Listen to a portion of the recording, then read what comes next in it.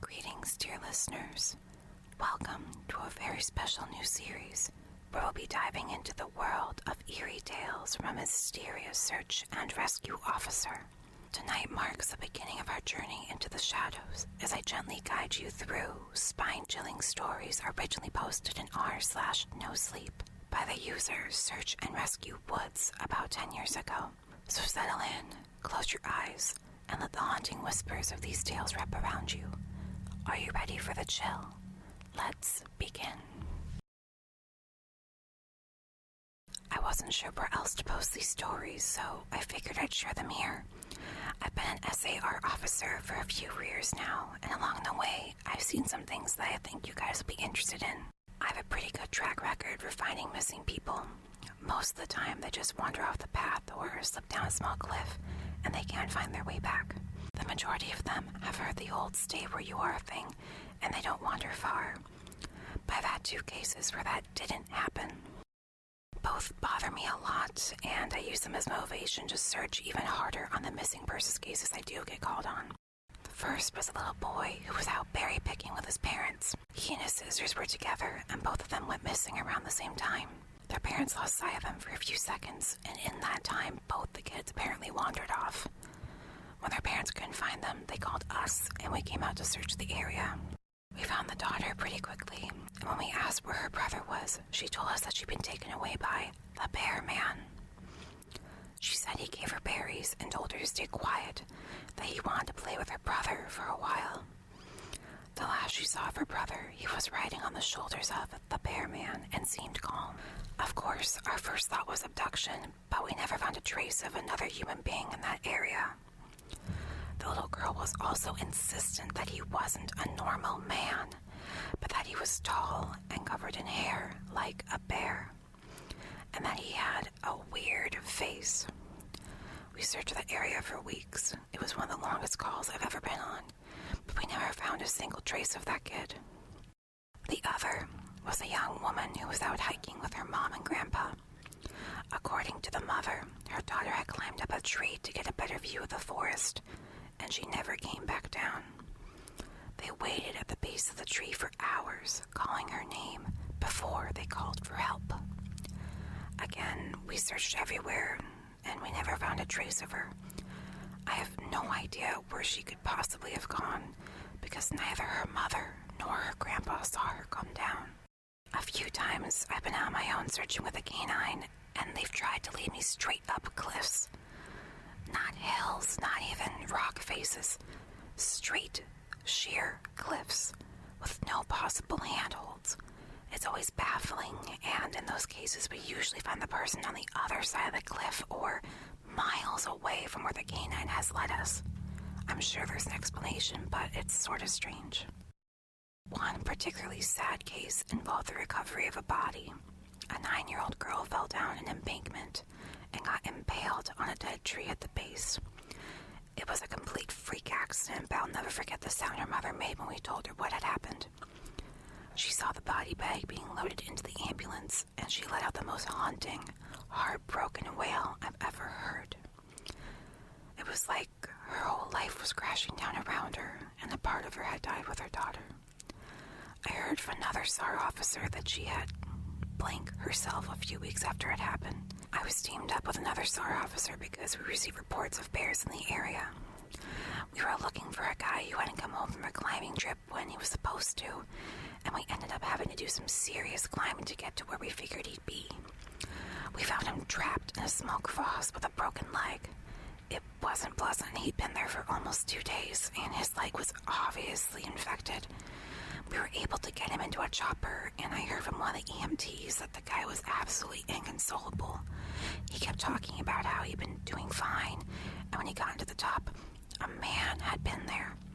He said the guy had no climbing equipment, and he was wearing a parka and ski pants.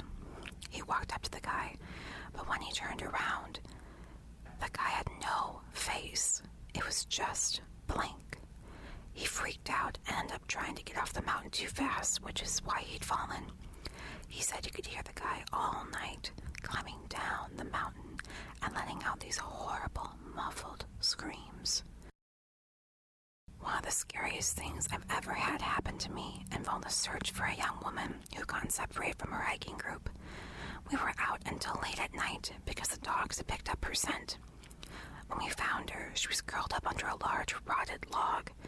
She was missing her shoes and pack, and she was clearly in shock. She didn't have any injuries, and we were able to get her to walk with us back to base ops. Along the way, she kept looking behind us and asking why that big man with black eyes was following us. We couldn't see anyone, so we just wrote it off as some weird symptom of shock. But the closer we got to base, the more agitated this woman got. She kept asking me to tell him to stop making faces at her. At one point, she stopped, turned around, and started yelling into the forest, saying that she wanted him to leave her alone. She wasn't going to go with him, and she wouldn't give us to him. We finally got her to keep moving, but we started hearing these weird noises coming from all around us. It was almost like coughing, but more rhythmic and deeper. It was almost insect-like.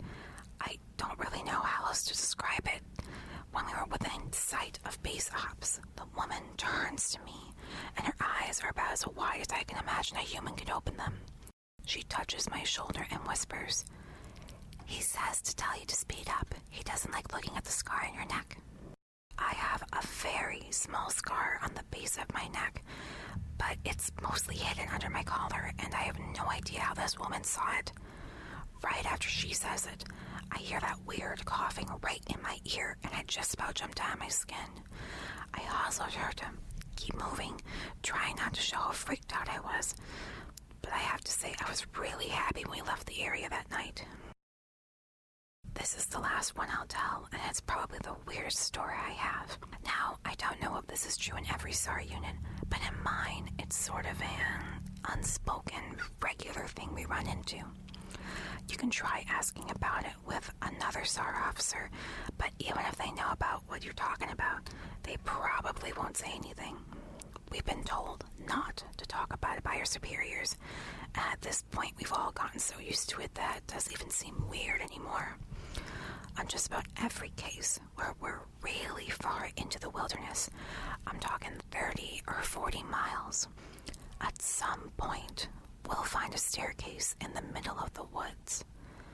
It's almost like if you took the stairs in your house, cut them out, and put them in the forest. I asked about it the first time I saw some, and the other officer just told me not to worry about it, that it was normal. Everyone I asked said the same thing. I wanted to go check them out, but I was told very emphatically that I should never go near any of them. I just sort of ignore them now when I run into them because it happens so frequently.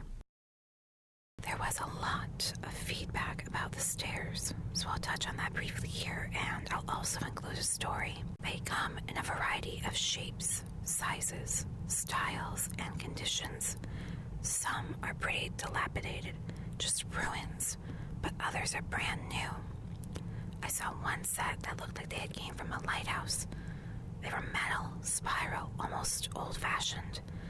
The stairs don't go up indefinitely or infinitely or farther than I can see, but some sets are taller than others. Like I said before, just imagine the stairs from your house as if someone cut and pasted them in the middle of nowhere. I don't have any pictures. It's never really occurred to me to try again after the first time, and I don't really like risking my job over it. I'll try again in the future, but I can't really promise anything. A few people expressed confusion about the guy who ran into the man with no face. Just to clarify, when the climber ascended and reached the top of this peak, he saw another man in a parka and ski pants. This was the man with no face. Sorry about the confusing wording of that story. I'll try to avoid that in the future. As far as missing persons go, I'd say about half the calls I get are related to that. The others are rescue calls. People who fall down cliffs and hurt themselves, get injured by fire. You wouldn't believe how often this happens, mostly drunk kids. Or people who get bitten or stung by animals, insects. We're a tight team, and we have veterans who are excellent at finding signs of lost people. That's what makes these cases, where we never find any traces of them, so frustrating. One in particular was upsetting for all of us because we did find a trace of them, but it just led to more questions than answers. An older man had been hiking alone on a well-established trail, but his wife called to say that he hadn't come home when he should have. Apparently, he had a history of seizures, and she was worried that he hadn't taken his medication and had suffered a seizure out on the trail. Before you ask, I have no idea why he thought it was okay to go out alone, or why she didn't go with him. I don't ask about that kind of thing because past a certain point, it really doesn't matter. Someone is missing, and it's my job to find them. We went out in a standard search formation, and it wasn't long before one of our vets found signs that the guy had gone off the trail. We grouped up, followed him, spreading out in a van to make sure we were covering as much ground as possible. Suddenly, a call comes over the radio, telling us to all head back to the vet's location, and we come right away because this usually means the missing person is injured, and we need a full team to help them get out to safety. We meet back up, and the vet is just standing at the base of a tree with his hands on the sides of his head. I ask my buddy what's going on, and he points up into the branches of this tree. I almost couldn't believe what I was seeing, but there's a walking stick dangling from a branch at least 30 feet off the ground. The little strap on the handle has been looped around the branch, and it's just hanging there. There's no way the guy could have tossed it up that far, and we don't see any other signs that he's still in the area. We call up into the tree, but it's obvious no one's in it. We're all just sort of left scratching our heads. We keep searching for the guy, but we never find him. We even bring our canines out, but they lose a scent long before this tree. Eventually, the search is called off because there are other calls we have to attend to, and past a certain point, there's not much we can do. His wife called us every day for months, asking if we'd found her husband, and it was heartbreaking to hear her get more and more hopeless each time. I'm not sure why this call in particular was so upsetting, but I think it was just the sheer improbability of it. That and the questions that were raised. How had this guy's cane ended up there? Did someone kill him and toss that up there as some kind of weird trophy? We did our best to find him, but it was almost like a taunt. We still talk about that one from time to time. Missing kids are the most heartbreaking. Doesn't matter what circumstances they go missing under, it's never easy, and we always dread the ones we find deceased. It's not common, but it does happen. I can honestly say I've heard about this kind of thing happening more than I've seen it, but I'll share one of the ones that I think about a lot that I witnessed personally. A mother and her 3 kids were out for a picnic in an area of the park that has a small lake. One is 6, one is 5, and the other is about 3.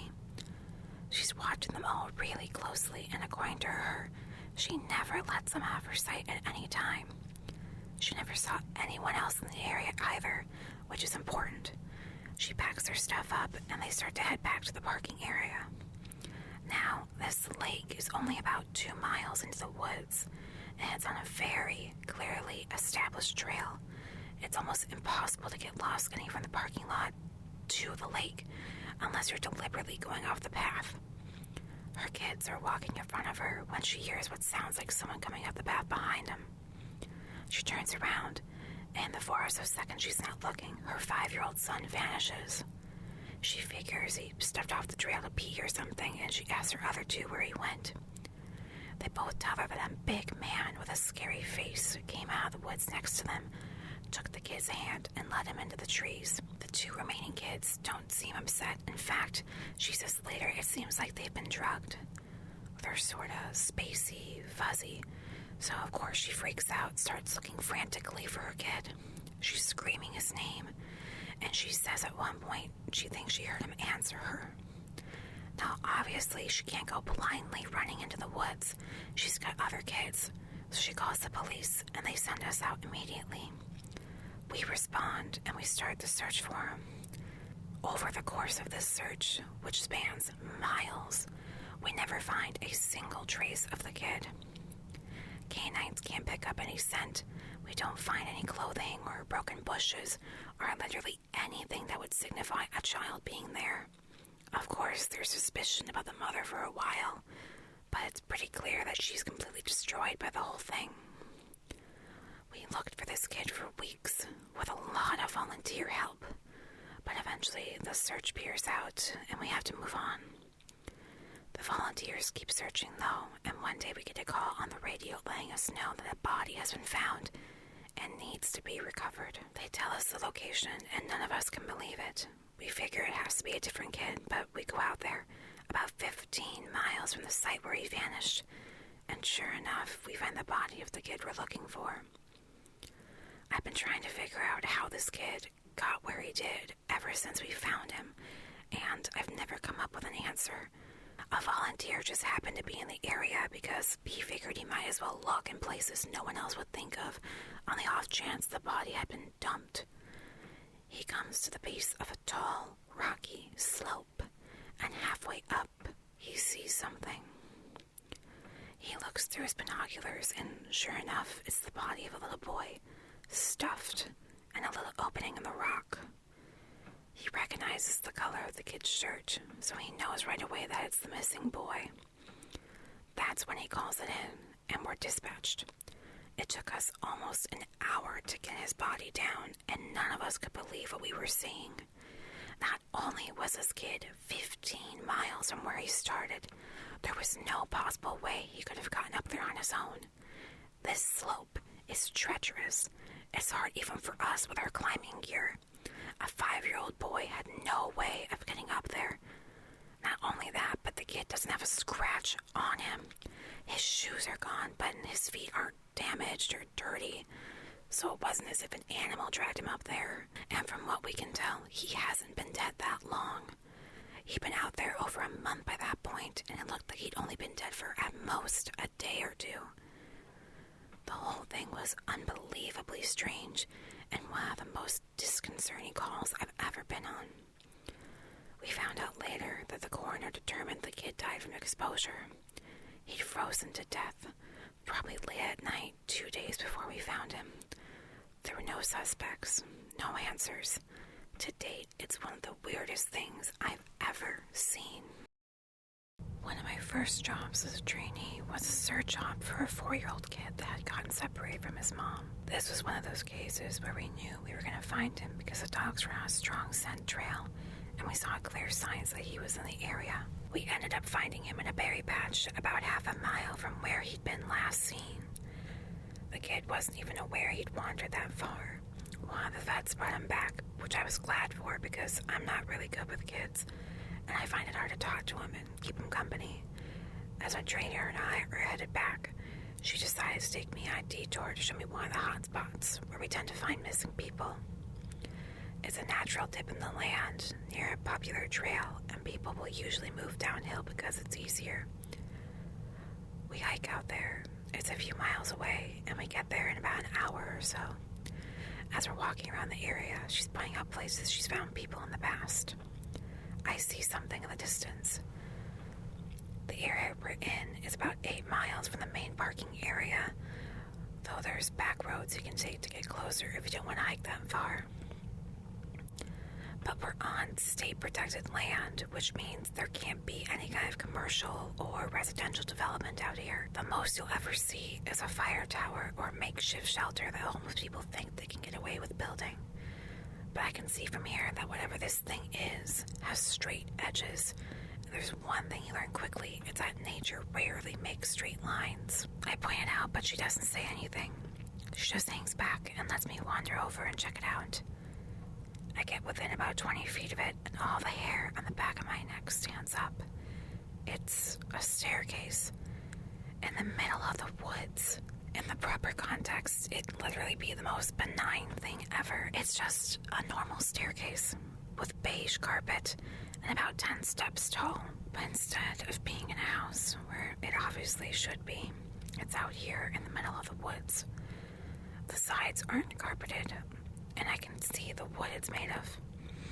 It's almost like a video game glitch where the houses fail to load completely and the stairs are the only thing visible. I stand there, and it's like my brain is working overtime to try and make sense of what I'm seeing. My trainer comes, stands next to me.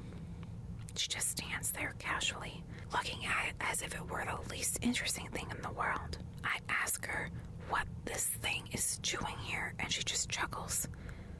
Get used to it, rookie. You're gonna see a lot of them. I start to move closer, but she grabs my arm, hard. I wouldn't do that. Her voice is casual, but her grip is tight.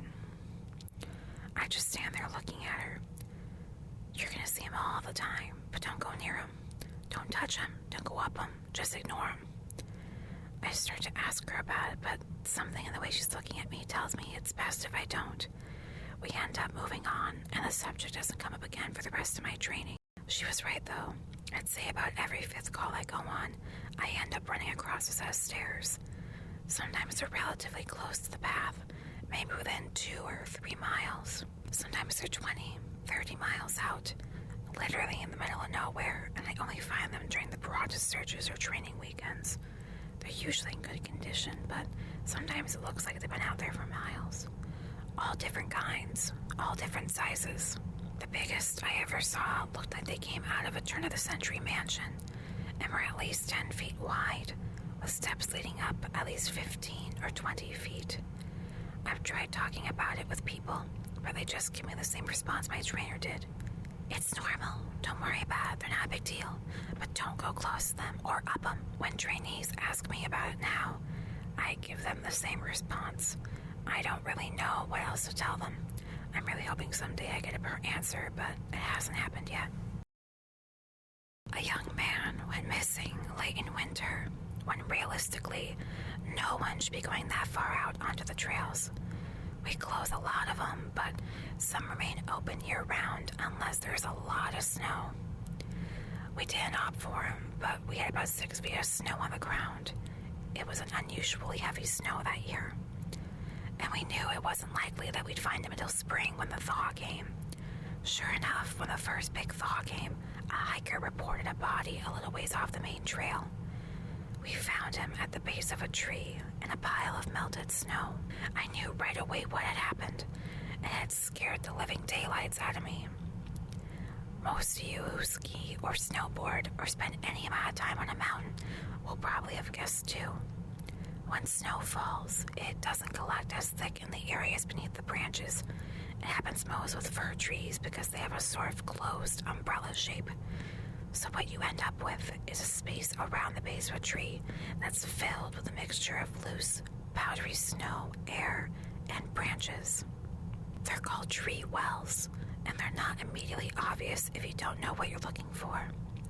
We put up signs at the Welcome Center, big ones, letting people know how dangerous they are, but every year we get an unusual amount of snow. At least one person doesn't read them or doesn't take the warning seriously, and we find out about it in spring. My best guess is that this young man was hiking, got tired, or maybe a cramp from walking in the deep snow.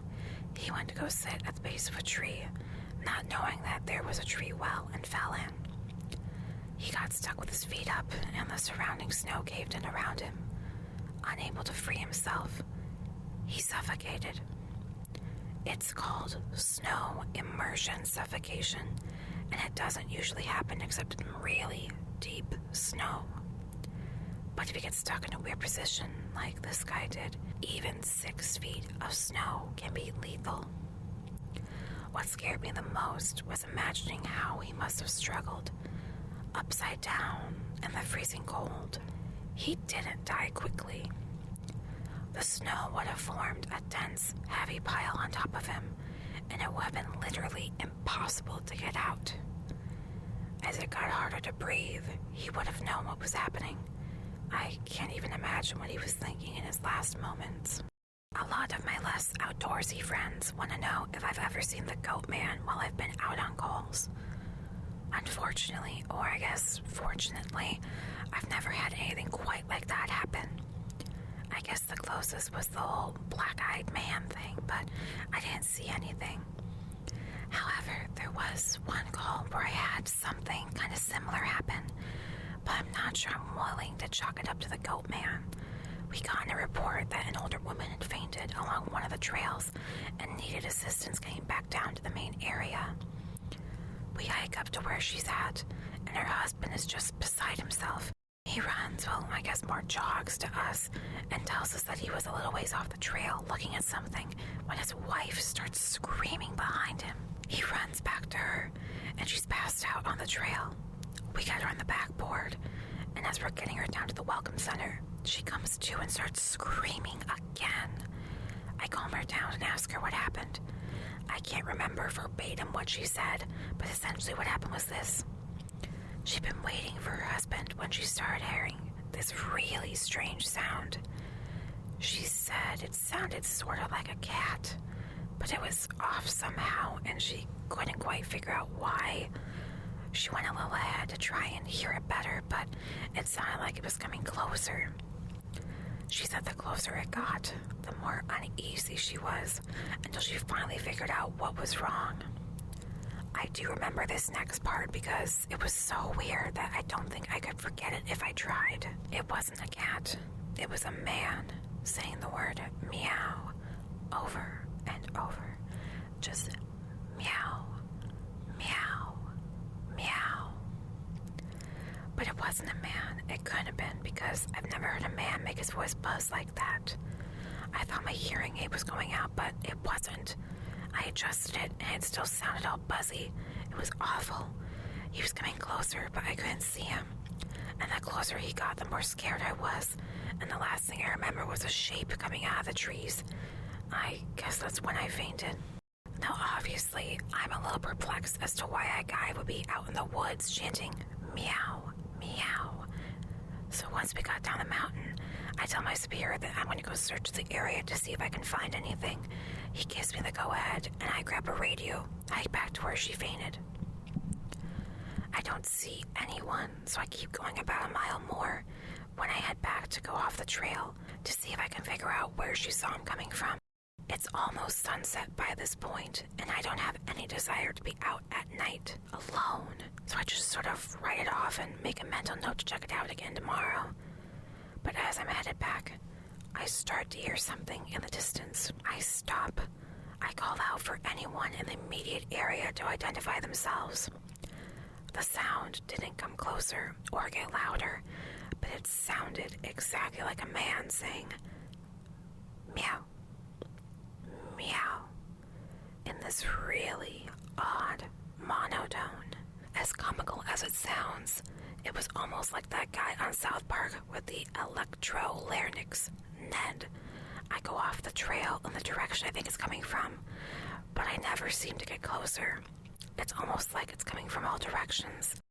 Eventually, it just sort of fades out, and I end up going back to the Welcome Center. I didn't get any further reports like that, and even though I went back to that area, I never heard that exact sound again. I suppose it could have been some stupid kid out there messing with people, but even I have to admit it was weird. Before I took this job as a search and rescue officer, I was a volunteer, so I had a basic idea of what to expect. But on those calls, you're mostly dealing with finding lost people after veterans have found signs of them. As a SRO officer, you go out for all kinds of cases, from animal bites to heart attacks. This case got called in early in the morning from a young couple who were up on one of the trails that goes by the lake. The husband was completely hysterical, and we couldn't really figure out what was going on. We could hear the woman screaming in the background, and he was begging us to come up there right away. When we got there, we saw him holding his wife, and she's got something in her arms. She's screaming these awful, almost animal-like screams, and he's sobbing. He sees us, and he screams at us to help him, to please get an ambulance up there. Now, obviously, we can't just drive an ambulance up the walking path, so we ask him if his wife needs help or if she can walk on her own. He's still hysterical, but he manages to tell us that it's not his wife that needs help. I go over while one of the vets tries to calm him down, and I ask the wife what's going on. She's rocking, holding something, and just shrieking over and over. I crouch down and see whatever she's holding, it's covering her with blood. That's when I notice the sling on her front, and my heart sinks. I ask her to tell me what's going on, and I sort of pry her arms gently open so I can see what she's holding. It's her baby, obviously dead. His head is caved in on one side, and he's covered in scratches. Now, I've seen dead bodies before, but something about this whole situation hits me hard. I have to take a second to compose myself, and I get up, go get one of the other vets who's standing by. I tell him it's a dead child, and he sort of pats my shoulder and tells me he'll deal with it. It took us over an hour to get this woman to let us see her child. Every time we try to take him from her, she flips out and tells us we can't have him, that he'll be okay if we just leave her alone and let her help him. But eventually, one of the vets manages to calm her down, and she gives us the body. We took it back to the med area, but when the EMTs showed up, they told us that there was never any hope of saving the child. He died instantly from the trauma to his head. I was good buddies with one of the nurses who met them at the hospital, and she told me later what happened. Turns out the couple had been walking with the baby in the sling, and they stopped because the kid was fussing. The dad takes the kid, holds him, looking out over this little gully by the path. The mom comes to stand next to him, but she ends up stepping on a loose patch of soil, and she trips. She falls into the dad, who drops the baby. He ends up falling about 20 feet down this little gully onto the rocks at the bottom. The dad climbed down and recovered the kid, but he'd fallen right on his head and was dead by the time he got there. The baby was only about 15 months old. It was a total freak accident, a series of events that coalesced into the worst possible outcome. Probably one of the more awful calls I've been on.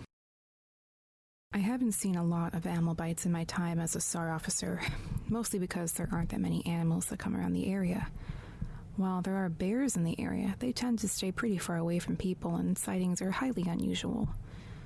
Most of the animals you see are small ones, like coyotes, raccoons, or skunks. What we do see frequently, though, are moose. And let me tell you, moose are nasty things. They'll chase after anything for any reason, and God help you if you get in between a female and her baby. One of the more amusing calls was of a guy who'd gotten chased down by an absolutely massive male moose and was stuck up a tree. Took us almost an hour to get him down. I guess that's not really a scary story, but we still laugh about that one. As someone who spends literally all of their time in the woods, you don't ever want to let yourself get scared of being alone or out in the middle of nowhere. That's why when you have experiences like this, you tend to just forget about them and move on. This is to date the only thing that's ever made me really seriously consider if this job is the right one for me. I don't really like talking about it much, but I'll do the best I can to remember it all. As I recall, this took place right at the end of spring. It was a typical lost child call. A 4-year-old girl had wandered away from her family's campsite and had been missing for about 2 hours. Her parents were completely despondent and told us what most parents do. My kid would never wander away. She's so good about staying close. She's never done anything like this before. We assured the parents that we'll do everything we can to find her, and we spread out in a standard search formation. I was partnered with one of my good buddies, and we were sort of casually holding conversation while we hiked. I know it sounds callous, but you do sort of become desensitized when you've done this long enough. It becomes the norm, and I think to a certain extent you have to learn to desensitize yourself in order to work this job. So we searched for a good 2 hours, going well beyond where we think she'd be, and we come out of a small valley when something makes us both stop in unison. We freeze, look at each other, and there's almost a sensation like a plane depressurizing. My ears pop, and I have this odd sensation of having dropped about 10 feet. I started to ask my buddy if he felt that, but before I can, we hear the loudest sound I've ever heard in my life. It's almost like a freight train passing directly by us.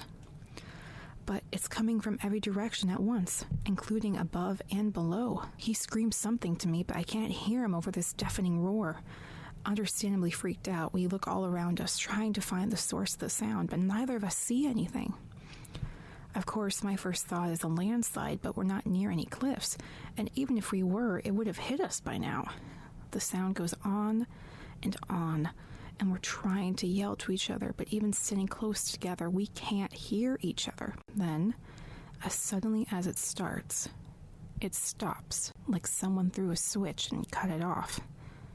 We stand there for a second, perfectly still, and slowly the normal sounds of the woods come back. He asks me, "What just happened?"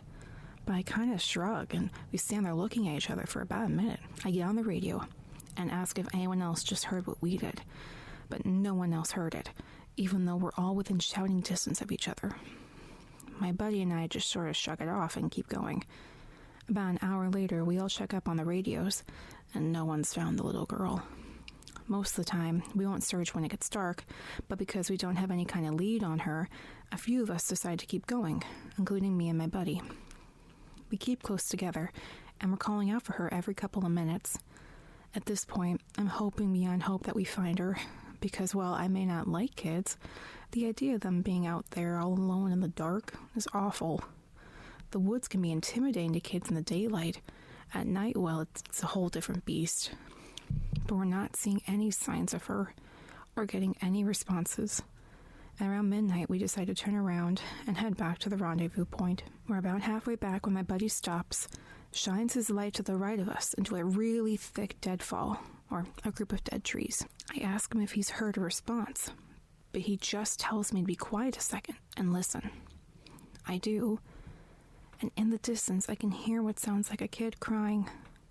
We both call the girl's name and listen for any kind of response, but it's just this really faint crying.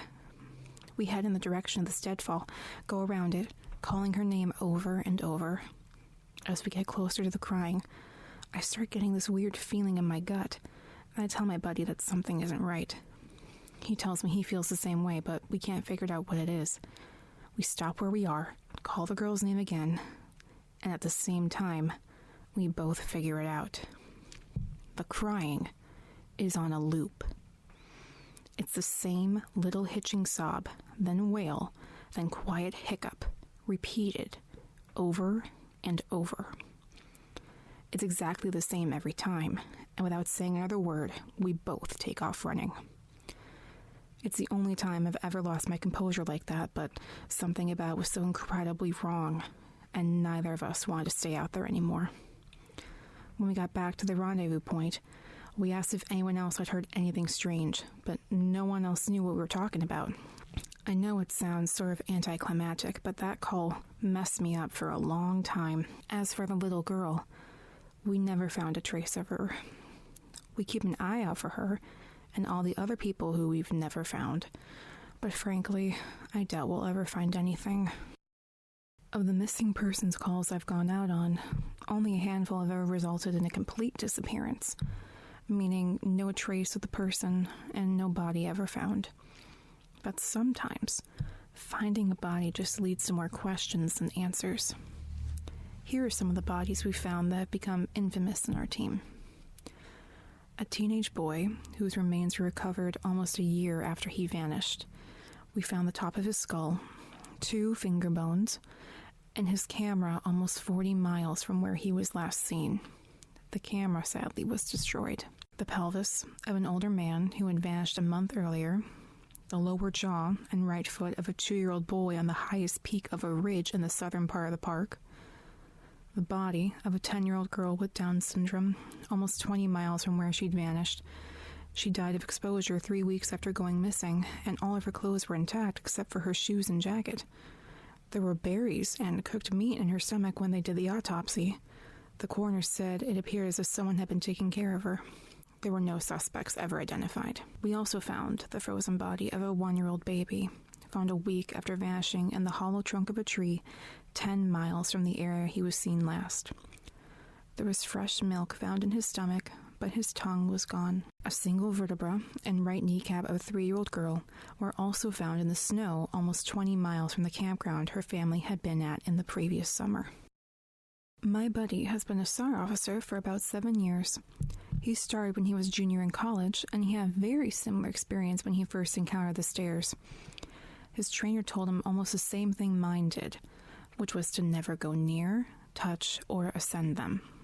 For the first year, he did just that, but apparently his curiosity got the better of him, and one call he broke away from the line and went to go check a set of stairs. He said they were about 10 miles from the path where a teenage girl had vanished, and the dogs were following a scent. He was on his own, lagging behind the main group, when he saw a set of stairs off to his left. They looked like they were from a new house, because the carpeting was pristine and white. He said that as he got closer, he didn't feel any different or hear any weird noises. He was expecting something to happen, like bleeding from his ears or collapsing, but he got right up next to them and didn't feel anything. The only thing, he said, was that there was absolutely no debris on the steps. No dirt, no leaves, no dust, nothing. And there didn't appear to be any signs of animal or insect activity in the immediate area. It was less like things were avoiding them and more like they just happened to be in a relatively barren part of the forest. He touched the stairs and didn't feel anything except that sort of sticky feeling you get from new carpet. Making sure his radio was on, he slowly climbed the stairs. He said it was terrifying because the way they'd been stigmatized, he wasn't really sure what was going to happen to him. He joked that half of him expected to be teleported to some other dimension, and the other half was watching for a UFO to come swooping down. But he got to the top and he stood there looking around. But he said the longer he stood on the top step, the more he felt like he was doing something very, very wrong. He described it as the feeling you get if you were part of a government building you have no business being in. As if someone was going to come and arrest you or shoot you in the back of the head at any second. He tried to brush it off, but the feeling got stronger and stronger, and that's when he realized he couldn't hear anything anymore. The sounds of the forest were gone, and he couldn't hear his own breathing. It was like some kind of weird, awful tinnitus, but more oppressive. He climbed back down and rejoined the search. He didn't mention what he'd done. He said the weirdest part came after his training. His trainer was waiting back at the Welcome Center after the search ended for the day. He cornered my buddy before he could leave. He said his trainer had this look of intense anger, and he asked what's wrong.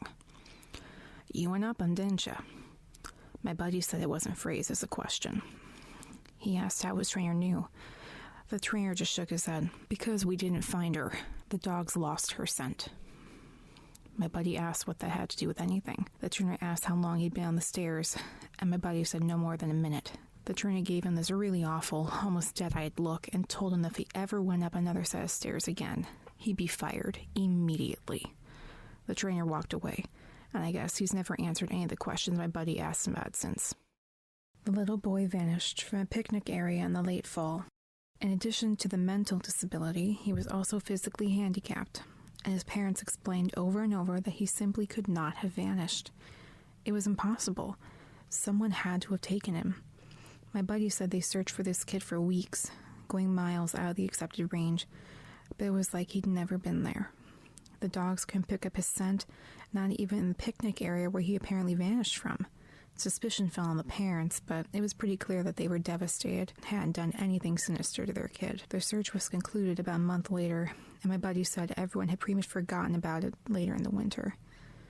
He was out on a training op in the snow, on one of the higher peaks, when he came across something in the snow.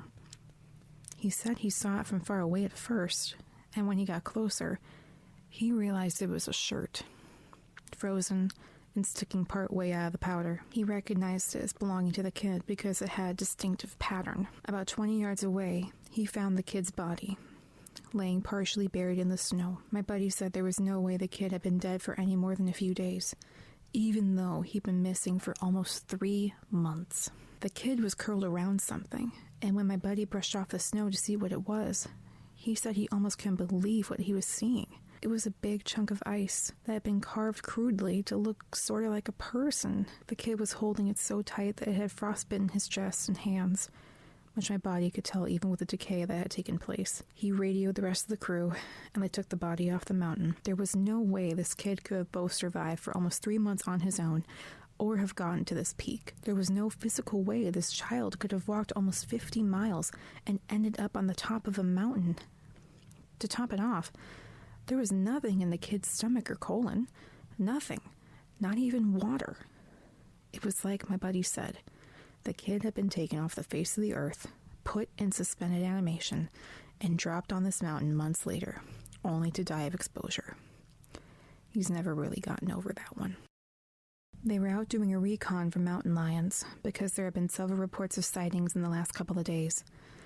One of our jobs is to scout out the areas where these animals are seen to ensure that if they are in the area, we can warn people and close off those trails. He was out on his own in a very heavily forested part of the park toward dusk when he heard what sounded like a woman screaming in the distance. Now, as most of you know, when a mountain lion screams, it sounds almost exactly like a woman being brutally murdered.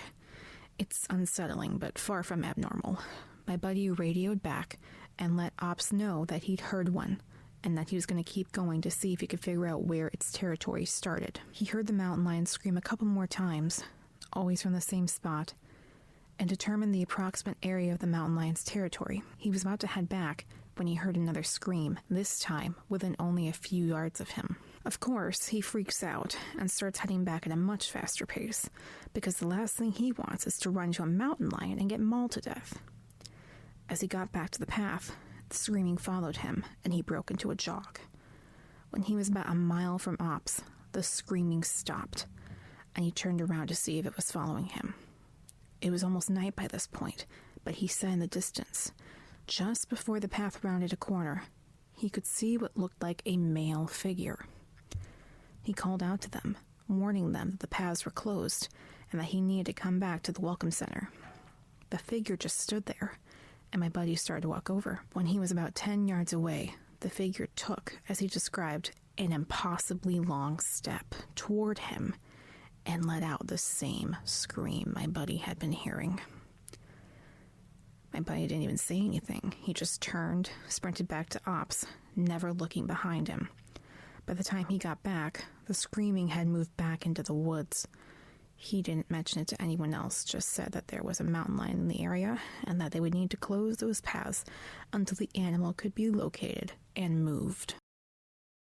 KD is a vet who's been SAR officer for about 15 years. She specializes in high-elevation mountain rescues and is widely considered one of the best in her field. She was one of the more enthusiastic storytellers, and since we were together a fair amount during exercises, she ended up telling me about 4 that really stuck with me. The first she told me in response to my asking about her most dramatic calls. She shook her head and told me that really bad calls happen more frequently on the mountain, since the potential for nasty accidents is higher. About 5 years ago, one of the parks she worked at had a string of disappearances. It was a bad year, she said, one of the worst on record. As far as weather went, they were getting about a foot of new snow every couple of days, and there were a few avalanches that killed some climbers. They warned people about staying on the mapped areas, but of course there's always those who don't listen. In one particularly nasty case, an entire family got wiped out because the father decided he knew better than the officials, and he took them out into an area that wasn't safe. They were snowshoeing, and as best Katie could figure, they'd walked onto a shelf of snow that looked solid, but actually wasn't. It gave way, and this family fell almost 300 feet down a slope. They landed on the rocks at the bottom, and the parents died instantly. One of the kids did as well, but the other 2 survived. One had a broken leg and fractured ribs. The other was almost unharmed save for some bruising and a sprained ankle. The uninjured child left his sibling behind and set out to find help. Katie said the kid didn't make it more than half a mile before a storm overtook him. The kid tried to stop and get warm, or maybe just rest, and ended up freezing to death. They ended up finding the family with some help of witnesses who saw them heading out into the wilderness, and she was the one to find the kid who'd frozen to death looking for help. She said it had started to snow, just enough to obscure long-distance vision, but not enough to make searching impossible. She saw a figure sitting in the snow up ahead, and she got to it as quickly as possible. She described in detail how as she got closer, she realized first that it was a child, second that they were deceased, and third that they had frozen in one of the most pitiful positions she'd ever found a corpse in. The child was sitting upright, with his knees tucked up against his chest. His arms were curled around him, and his head was tucked up in his coat. When she moved the coat to look at his face, she saw that he died crying. His face was twisted. His tears were frozen on his cheeks. She said it was painfully obvious that the kid was terrified when he succumbed to hypothermia. And as a mother, it broke her heart. She told me repeatedly that she hopes the father is burning in hell as we speak. The other traumatic story she told me that stood out was one that happened when she was a rookie. Her team got a report of an experienced climber who hadn't come home the previous day. His wife was convinced that something bad had happened because he'd never failed to come home on time. They went out looking for him and had to climb what sounded like some very technically challenging parts of the mountain. They got to a relatively flat area, and Katie started seeing blood in the snow. She followed the trail, and as she went, she started seeing little bits of tissue. She wasn't sure what body part it had come from, but the farther she followed it, the more there were. She follows this blood and tissue trail to a sheltered area under a cliff face, and she finds the climber. She said there was so much blood, more than she'd ever seen before. He was lying face down, one arm stretched in front of him, as if he died crawling. She looks closer and sees that he's been partially disemboweled, which is where the tissue she'd seen had come from. The guy has an ice pick tucked into a hip holster, and it's covered in blood. Of course, they'll never be sure exactly what happened, but she said as best she can figure, this is what went down. The guy had been attempting to climb up to the next area and had been using his ice axe to ascend. He probably hit a loose patch and fallen. On the way down, or possibly when he landed, he'd gotten impaled by the axe, and it had disemboweled him. He dragged himself along, tearing pieces of himself out as he went, and had died under the cliff face. She isn't terribly bothered by gore, but I guess a few of the guys who came to help her remove the body threw up when they turned him over, and a good portion of his intestines spilled out. I mentioned to her that I was interested in hearing about any experiences she had with people completely disappearing. Her eyes light up, and she leans in close to me. "Want to hear a real doozy?" she asks. She tells me about how when she first started, there was a case that got a lot of attention in the media. A family had been out berry picking in an area of the forest very close to the entrance of the park. They had 2 little boys, both under the age of 5, and at some point during the day, one of them vanishes. There's an absolutely massive search, and they find absolutely nothing. It's another of those cases where it's like the kid was never there in the first place. The dogs just sit down and don't pick up on anything. No trace of the kid is found. The search goes on for about 2 months, but it's eventually called off. Fast forward to 6 months later, the family comes back to place flowers at a memorial that's been set up there for the child. They bring their other son. While they're placing the flowers, they lose sight of the kid for about 3 seconds. In that span of time, he vanishes into thin air. Now, obviously, the parents are beyond devastated. It's awful enough to lose one child, but to lose 2 is beyond imagining. The search is huge, one of the largest in state history. There are about 300 volunteers combing every inch of this park looking for the kid. But again, there's no trace of him. The search goes on for about a week, with people looking miles from the part of the park he vanished from. And then, almost 2 weeks later, a volunteer, almost 15 miles from the designated search area, radios in that he's found the kid. They assume that the kid was dead, but the volunteer says he's not only alive, he's in good shape. KD and her team go out to recover him, and when they get there, they can't believe that this is the kid that's been missing. His clothes are clean, there's no dirt on him anywhere, and he doesn't appear traumatized.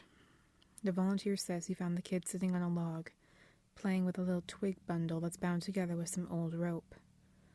Katie asks him where he's been, who he was with for those 2 weeks, and the kid tells her that he's been with the Fuzzy Man. Now, Katie firmly believes in Bigfoot, so she gets all excited and asks what he means by fuzzy. Was he hairy? But the kid says no, he wasn't hairy. He was a fuzzy man, and he describes a man that's blurry, like when you close your eyes but not all the way closed. He says the man came out of the trees and took the kid with him deep into the woods. The kid says he slept in a hollow tree, and the fuzzy man gave him berries to eat. Katie asks if the man was mean, if he scared the kid. And the kid says no, he wasn't scary, but I didn't like how he didn't have eyes. Katie says they get the kid back to headquarters, and a cop takes him into town to talk to him more about what happened. She's friends with the cop, and they said the kid described being kept in this tree by the fuzzy man and given berries whenever he was hungry. He was allowed to wander around a very specific clearing, but when he tried to go further, the fuzzy man would get mad and yell real loud even though he didn't have a mouth. When the kid got scared at night, the fuzzy man made it go brighter and gave him the twig bundle. He said the fuzzy man was going to keep him, but he had to let him go because the kid wasn't the right kind. He either can't or won't elaborate more on that. The cops are just sort of left scratching their heads, and the search for his brother is renewed with no results. The kid has no idea where his brother might be, and they never find him. The last story that Katie told me was of something that happened to her when she got separated from her training group when she was a rookie.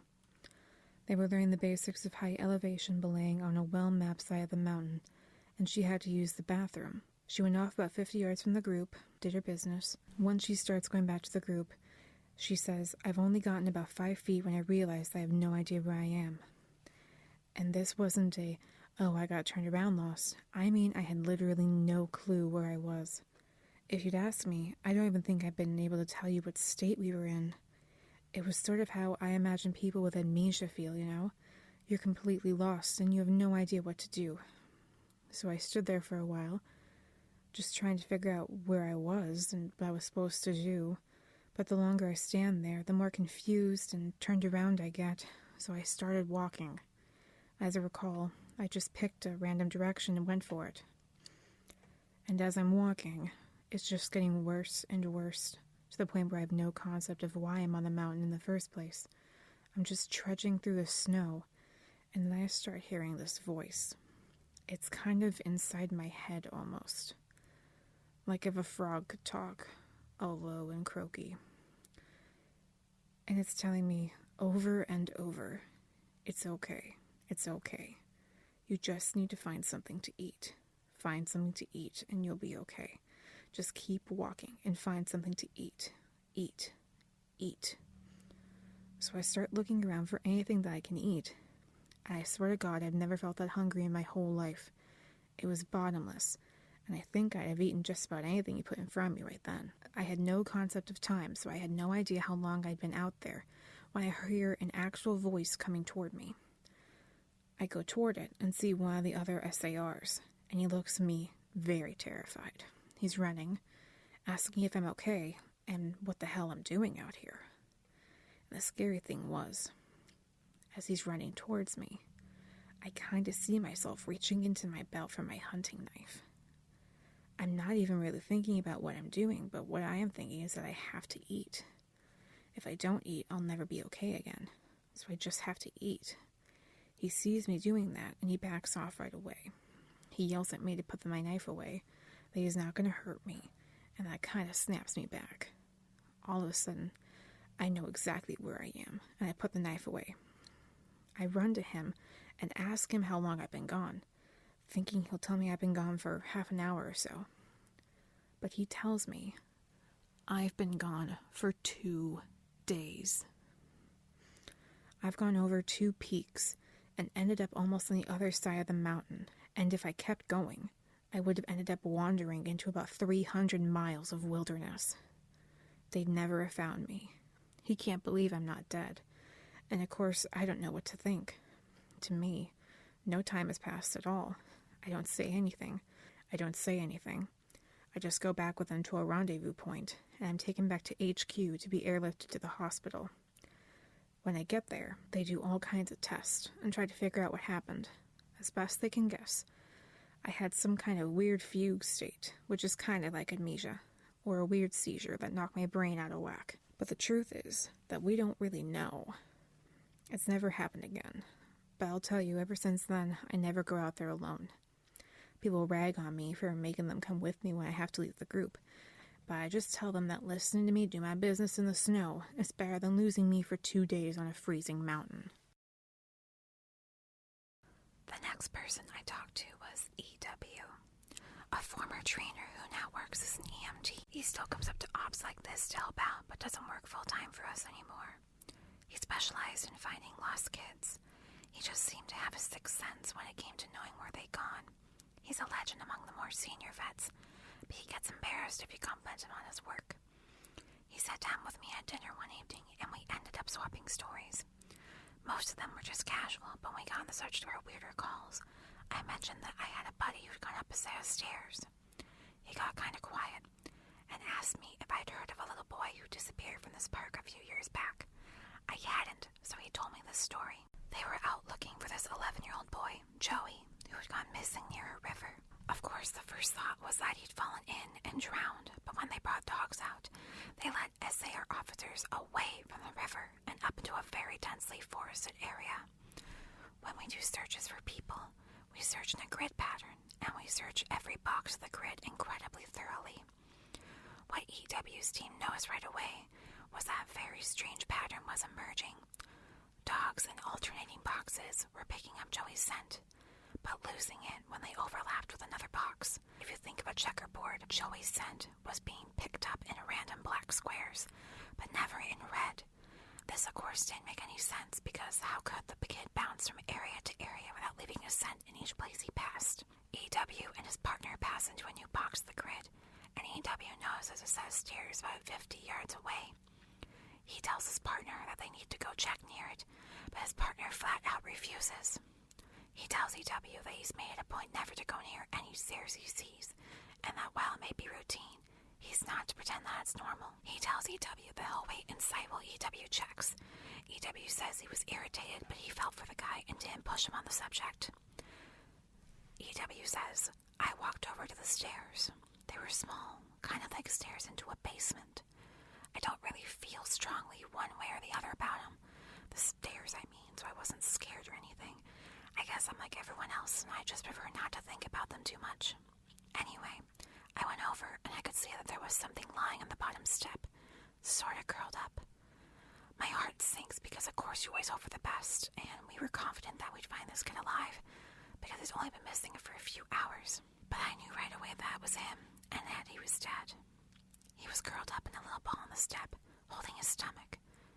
It looked like he'd been in horrible pain when he died, but I didn't see any blood except some on his lips and chin. I radioed in that I'd found him, and we got his body back to command. The poor family, they were devastated. The parents couldn't understand how he'd be dead, because he'd only been gone for such a short amount of time.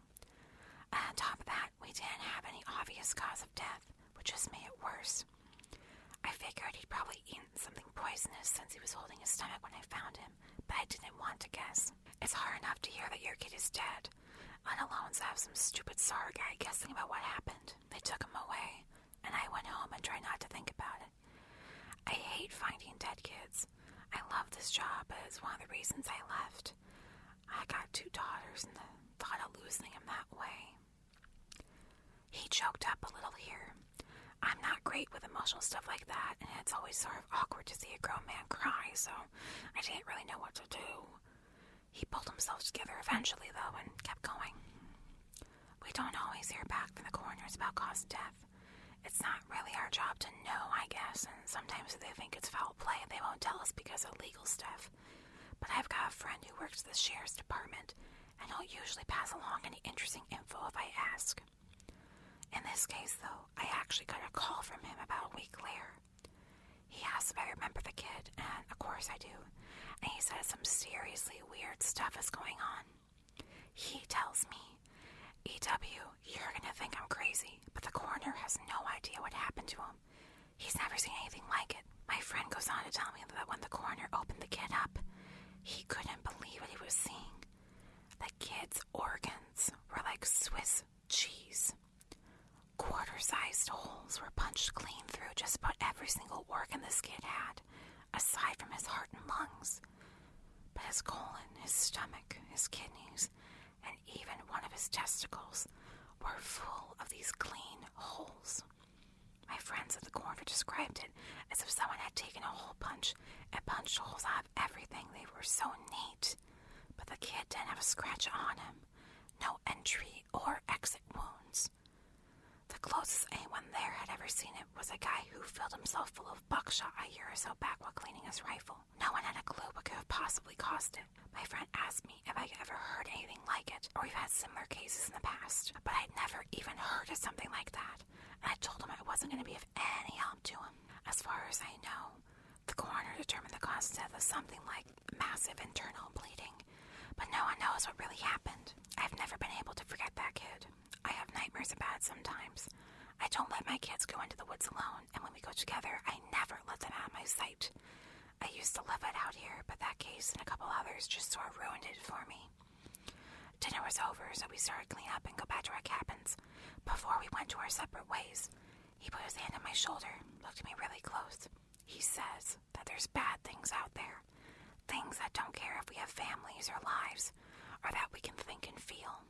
He tells me to be careful, and he walks away.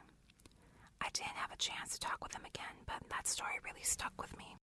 By pure coincidence, I got to talk to another vet, PB, who's been in the SAR field for years.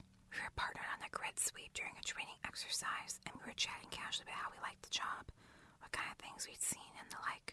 At one point, we passed an old set of stairs, though these were probably from an old fire lookout, given the area that we were in. I sort of casually mentioned that I was curious about the stairs, and that I wished I knew more about them. He got kind of quiet and looked like he wanted to tell me something, but wasn't sure if he should. Finally, he told me to turn my radio off. Obviously, this is something we are never ever supposed to do, but I did it, and he did the same. About 7 years ago, he tells me, he was out on a call with a rookie. They were in an area of the park that's had a lot of strange reports and events. Disappearances, stories about lights in the forest, odd noises, things like that. The rookie was totally spooked, kept going on and on about things out in the woods. According to PB, the guy wouldn't stop talking about the goat man.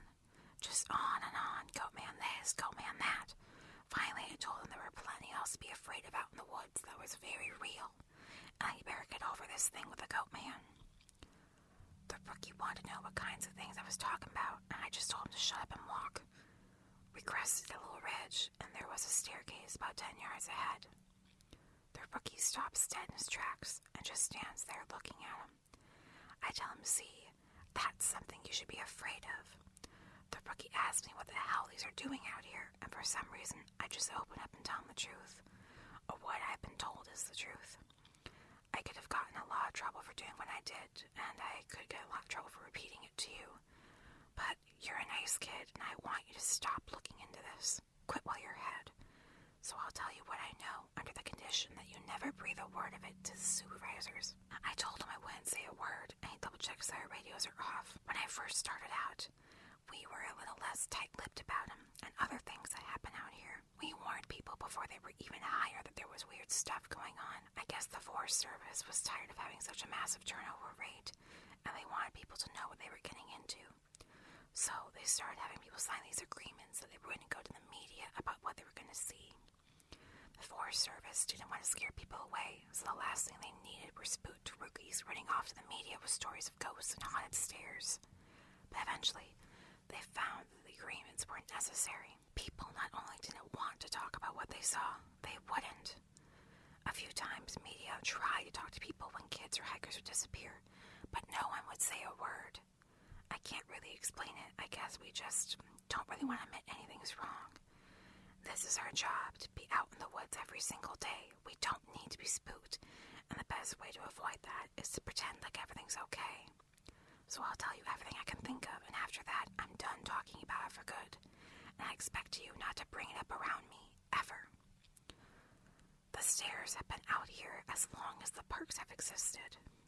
We have records going back decades describing them. Sometimes people go up them and nothing happens. Other times, really bad stuff happens. I saw one guy get his hand sliced clean off when he got to the top step. He reached out to touch a tree branch, and it happened so fast. 1 second his hand was there, and the next it was gone. Completely clean wound. We didn't find his hand, and the guy almost died. Another time, a woman touched one of the stairs and a blood vessel in her brain exploded. Literally exploded, like a water balloon. She sort of stumbled down and came over to me, and all she got out was, "I think something is wrong with me." She dropped like a sack of flour, dead before she hit the ground. I'll never forget the way the blood leaked into the side of her eye. Before she died, I watched it turn red. I watched it happen, and there wasn't a single thing I could do to help. We warn people not to go anywhere near him, but there's always at least one idiot who does, and even if nothing happens to them, something bad always happens. Kids go missing as we're on their trail. Someone dies the next day, cut in half in a completely safe part of the park.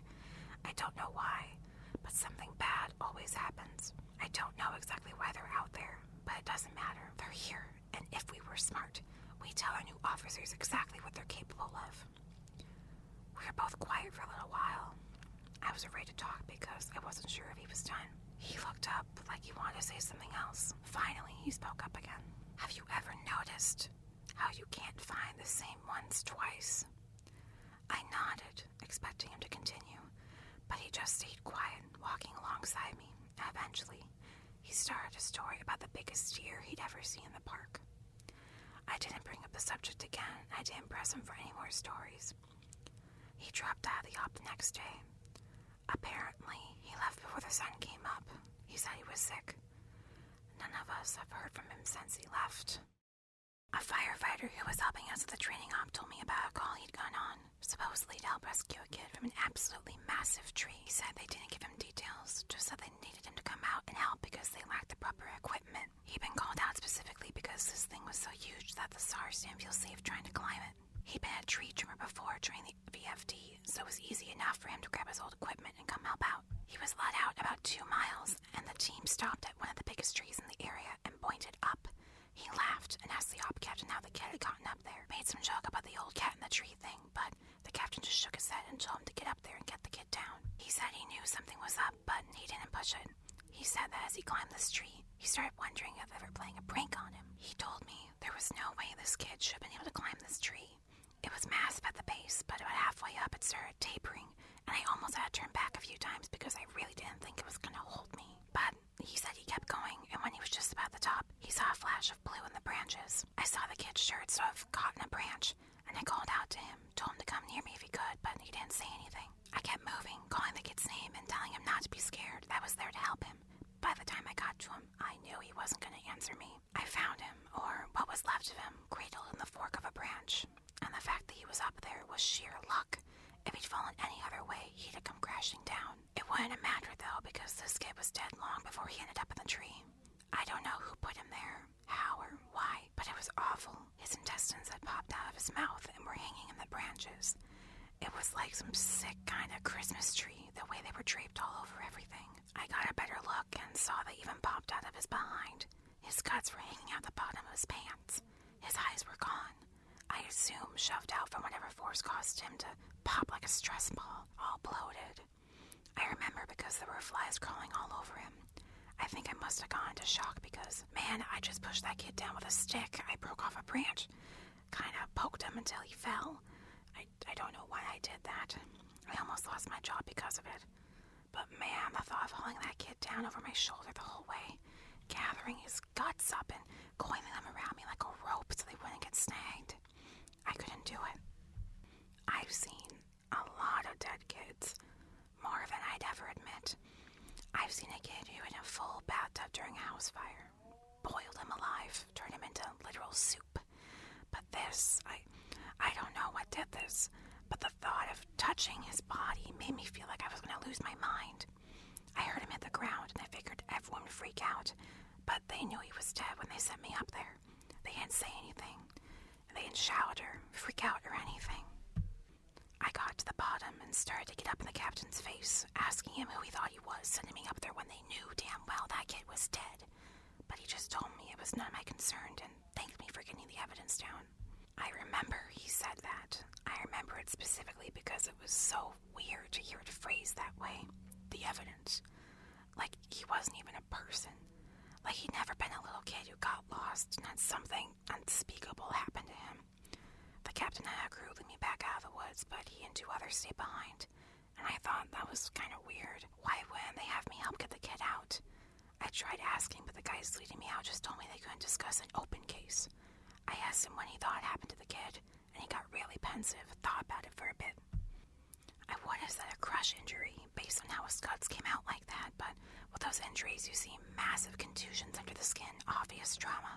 This wasn't like that. It was almost like that kid got caught in a big vacuum and has guts sucked out. But even then, there was no trauma. Not at all. It bothers me, man. It bothers the hell out of me. One of the vets at the training op reads Nosleep, and he recognized my stories. He knows me pretty well, and we've swapped stories before. He asked if he could share something he knows about the stairs and some thoughts he had. I'm really glad you decided to share these. I think it's important that people be aware of what's out there, especially since the Forest Service is doing such a good job covering it all up. I asked him what he meant. What do you mean? What do I mean? The lack of any kind of media attention, no coverage of missing kids or bodies found miles from where they got lost in the first place. The Forest Service is doing everything they can to keep people coming here, even if it isn't safe. I mean, to be fair, it's not like these things happen every day, but the numbers add up, and it's worth looking into, especially the stairs. I was surprised you didn't mention the flipped ones. I didn't know what he was talking about. I can't remember him ever talking about something like that. He seemed somewhat incredulous. Dude, I can't believe you've been on this long without seeing them. No one told you about them. I shrugged and asked him to elaborate. Well, there's the normal stairs, the ones that pop up when we're out of ways. I know you know about them, but sometimes I've run across ones that are flipped upside down. I guess it'd be like if you had a dollhouse and the stairs were a separate piece. Now take that, flip it upside down so the top step is stuck in the dirt, and put it out in the woods. They're like that. I don't see them as often, but they're odd to say the least. Makes me think of footage taken after a tornado, when houses are all blown apart and random things are left standing, like chimneys and garden walls. Those ones freak me out more than the normal ones because I can't really write those off as easily. I don't scare very easily, like most of us who work out here, but that idea stuck with me and it bothers me. I'm gonna try and find out more about them. He also mentioned how many people were bothered by the guy with no face. He got really excited and he told me he'd seen something similar.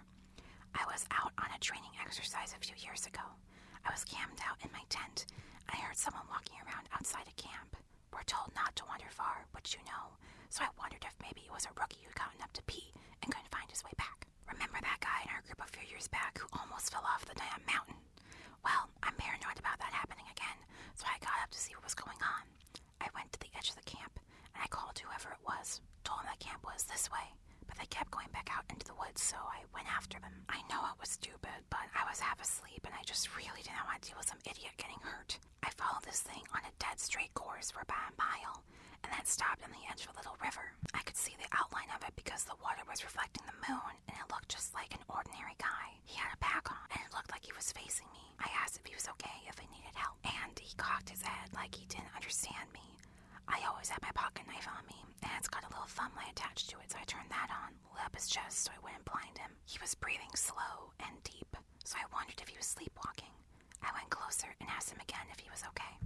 I moved the light up, and something didn't seem right, so I stopped. He kept breathing this real slow, deep breaths. I sort of figured out gradually that that's what was bothering me. It was like he was pretending to breathe, but not actually doing it. His breaths were too even and deep, and all his movements were exaggerated, like his shoulders going up and his chest moving. I told him to identify himself, and he made this muffled noise. I moved the light up, and I kid you not, the guy had no face, just smooth skin. I freaked out, and I sort of fumbled my light, but I saw him move toward me, but he didn't actually move. I don't know how to explain it, but 1 second he was at the edge of the river, and the next he was 5 feet from me. I never looked away or blinked. It was like he moved so fast my brain couldn't keep up. I tripped and fell on my butt, and I could see this line open up on his throat. It stretched up to his ears, and his head tilted back, and he smiled at me with his throat. There wasn't any blood, just this gaping, dark hole, and I swear he smiled at me with this gash in his throat. I got up and I ran as fast as I could back to camp. I couldn't hear him following me, but I felt like he was always right behind me. Even though I looked back, I couldn't see him. I calmed down when I got back to camp. The fire was still going, and I guess that pack mentality of being with other people made me stop and breathe a little. I waited by the fire to see if he'd follow me there, but I didn't hear anything else for a few hours, so I went back to bed. I know it sounds weird, but the whole thing was just so surreal that it was almost like I immediately wrote it off as my imagination.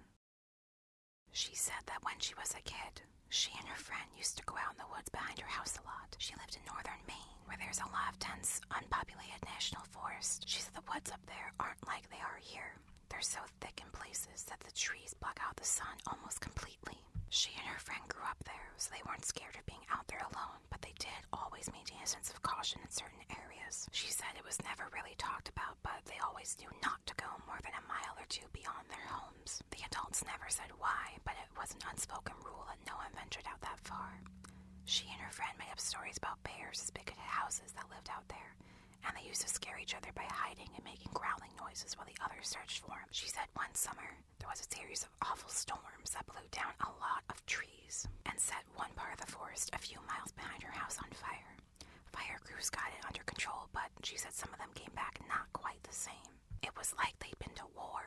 You could tell who'd really gotten scared because they had the same look on their faces. I think it's called shell shock. My friend and I said they were like walking dead people. They didn't smile or say anything if you went up to them, and most of them left town as soon as everything was over. I asked my parents about it, but they said they didn't know what I was talking about. Once everyone was told the woods were safe again, my friend and I decided to try and hike out to where the fire had been. We didn't tell our parents where we were going. It was pretty exciting to think that we were disobeying them like that. We hiked down about 2 miles or so, and we started seeing burned trees and stuff. I remember my friend got really upset because we found the skeleton of a deer curled up under a tree, and I practically had to drag her away. She wanted to bury it, but I didn't want her touching it because its antlers were weird. I can't remember why, I just remember thinking that there was something wrong with them, and I didn't want either of us going near it. The farther we went, the more burnt everything got. Eventually, there were no standing trees, and it was like being on another planet. Almost nothing green, just brown and black everywhere. We were standing there looking at it all, and we both heard someone shouting in the distance.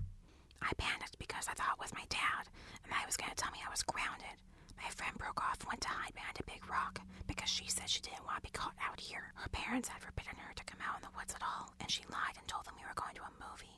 I followed her, and we kept listening. I could hear this voice getting closer, and I realized they were calling for help. I thought maybe it was some hiker who'd gotten lost and needed directions back to town. That used to happen all the time, so I was used to helping people out. I heard him following my voice, so I kept calling out until I saw him running in the distance. He got closer, and I could see that his face was all red. I told my friend to give me her pack because she had a first aid kit. She made this noise like she was grossed out, and she asked if I saw his face. I told her to shut up, and I jogged up to meet him. I stopped about halfway, and when he stopped in front of me, I could see that his nose and lips and part of his forehead were all gone. It was like they'd been sliced clean off. He was bleeding bad, and I saw that the knees of his pants were red too. I took a step back, but I was too scared to move much, and he grabbed my shoulders. It felt like I got a shock, and he jerked back. He started babbling, and I couldn't tell what he was saying, except that he kept asking how long he'd been gone. He asked me where his unit was, but I just shook my head. He looked me over, and he saw my Walkman, and he screamed. He just kept babbling and touching his face, and I realized he wasn't wearing the right clothing. He had some kind of weird gray cloth jacket and almost formal pants on, and the jacket had these weird buttons and red borders on it. I kept shaking my head, and I told him I couldn't understand what he was saying. I went to open the first aid kit, but he just screamed again and said the only thing I could really understand. "Don't touch me, you'll make me go back there." After that, and he ran off, and I could hear him screaming the whole time. When I couldn't hear him anymore, I turned around and my friend was crying. I just turned around and started walking back toward town. She asked me over and over what had happened and who that was, but I didn't say anything. When we got home, I told her I didn't want to play in the woods with her anymore. We're still friends, but we don't talk about that guy. Not ever. When I started out as a rookie, no one had told me a lot about the job in terms of weird things that could happen. I'm assuming this was largely to prevent me from freaking out and abandoning the park. But a few months into my service, when I was still a rookie, a friend and I were drunk at a party, and he opened up a bit. Yeah, it can get a little crazy out there, I guess. I think the worst are the ones where people die when they just shouldn't, you know? Or when you find them dead like 10 minutes after someone says they saw him last. They were fine when I passed them on the switchback, I swear. That sort of stuff. Like take this guy who I found one spring out on a really popular trail. Someone comes into the VC freaking out about some guy who's lying in the middle of the path in this giant pool of blood. So we run out there and we find this guy dead as a doornail, which he absolutely should be because the back of his head is like mashed potatoes. The skull is decimated, brains leaking out like custard filling, and the guy's old, so you figure, yeah, he probably fell and hit his head. Old people fall all the time. It's no big deal. Except that this area where he fell doesn't have any big rocks. There's not even any stumps or big branches. And on top of that, there's no blood trail, so he clearly died where he dropped. Now that's when you turn to murder, but there were people just out of line of sight with the guy. If someone came up behind him and murdered him, there's no way someone wouldn't have heard. And again, even if someone had, there'd be a blood trail splattered all over the place. But everyone on the scene said it looked exactly like he'd fallen and smashed his head on a rock. So what did he hit his head on? And then there was this lady I found in a different park about 5 years ago, back when I was upstate. We found her in the middle of a stand of big junipers curled around the trunk like she was hugging it. We pick her up to move her, and a waterfall comes out of her mouth, splashing all over my shoes. Her clothes are dry, and her hair is dry, but the amount of water in her lungs and stomach was phenomenal, and the coroner's report says the cause of death was drowning. Her lungs were completely full of water. This, even though we're in the middle of the high desert and there isn't a body of water for miles. No puddles, no nothing, no signs of anyone else being out there. I mean, yeah, it's possible they were murdered, but why go out of the way to do it like that? Why not just stab them and be done with it? I don't know, it just sits weird with me. Now, of course, that freaked me out a little.